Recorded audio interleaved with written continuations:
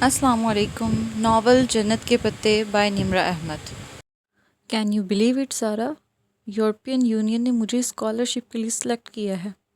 دوسری جانب زارا اتنی زور سے چیخی کہ موبائل کا اسپیکر بند ہونے کے باوجود بھی اس کی چیخ پورے کمرے میں گونج رہی تھی۔ بالکل سچ کہہ رہی ہوں زارا، ابھی 15 منٹ پہلے مجھے یونیورسٹی کی میل ملی ہے۔ اور ساتھ ہی لیپ ٹاپ کا رخ اپنی طرف موڑ کر دوبارہ غور سے اسکرین کو دیکھا، جہاں 15 منٹ پہلے ہی سلیکشن میل آئی ہے۔ تم بھی فوراً چیک کرو، تم نے بھی اپلائی کیا تھا، تمہیں بھی میل آئی ہوگی۔ وہ فون ایک ہاتھ میں پکڑ کر دوسرے ہاتھ سے لیپ ٹاپ آف کر رہی تھی۔ لیپ ٹاپ کی اسکرین پر اندھیرا ہوا تو اس نے ہاتھ بڑھا کر اسکرین کو بند کیا اور سائڈ ٹیبل پر رکھ دیا۔ میں نے انٹرنیٹ پر دیکھا ہے، بہت ہی خوبصورت یونیورسٹی ہے، مگر وہ تھوڑی دیر کو خاموش ہو گئی۔ دوسری طرف سے استفسار پر وہ پھر سے بولی تھی، بس ایک چھوٹا سا مسئلہ ہے، ہم اپنی فیملیز کو اس بارے میں نہیں بتائیں گے۔ دھیمی آواز میں بولتے ہوئے اس نے بند دروازے کو دیکھا۔ دراصل سانجی میں لڑکیوں کے ہیڈ اسکارف پر پابندی ہے، ادھر سر ڈھانپنا منع ہے۔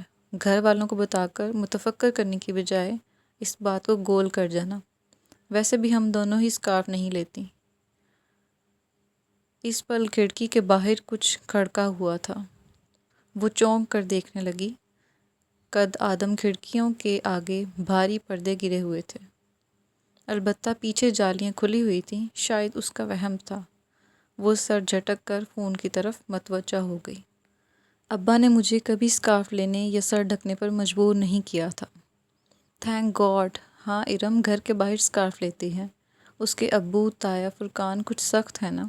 پھر وہ بیڈ سے ٹیک لگاتے ہوئے نیم دراز ہو کر بتانے لگی۔ پرمیشن کا تو کوئی مسئلہ نہیں ہے، ابا اسپین جانے کی اجازت نہ دیتے، مگر ترکی میں سبین پھپھو رہتی ہیں تو وہ مان گئے تھے۔ ویسے بھی انہیں اپنی بیٹی پر پورا بھروسہ ہے۔ پھر وہ چند لمحے اپنی دوست کی باتیں سنتی رہی۔ زارا خاموش ہوئی تو اس نے پھر نفی میں سر ہلایا۔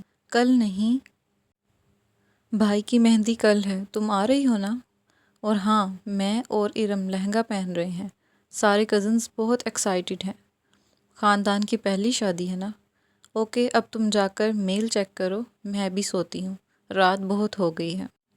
الوداعی کلمات بولنے کے بعد اس نے فون تکیے پر اچھال دیا، پھر باہر جانے کے لیے اٹھ کھڑی ہوئی۔ باہر لاؤنج خاموشی میں ڈوبا ہوا تھا۔ حیا نے آہستہ سے اپنے کمرے کا دروازہ بند کیا، ننگے پاؤں چلتے چلتے لاؤنج سے کچن میں آئی۔ سیاہ قمیض اور کھلے ٹراؤزر میں اس کا قد اور بھی دراز لگ رہا تھا۔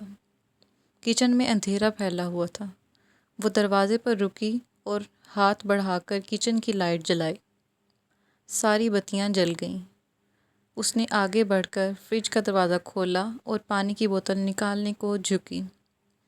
جھکنے سے بال پھسل کر سامنے آ گئے۔ حیا نے نرمی سے ان کو پیچھے ہٹایا اور پانی کی بوتل لے کر سیدھی ہوئی۔ کاؤنٹر پر رکھے ریک سے گلاس اٹھایا اور پانی گلاس میں انڈیلنے لگی۔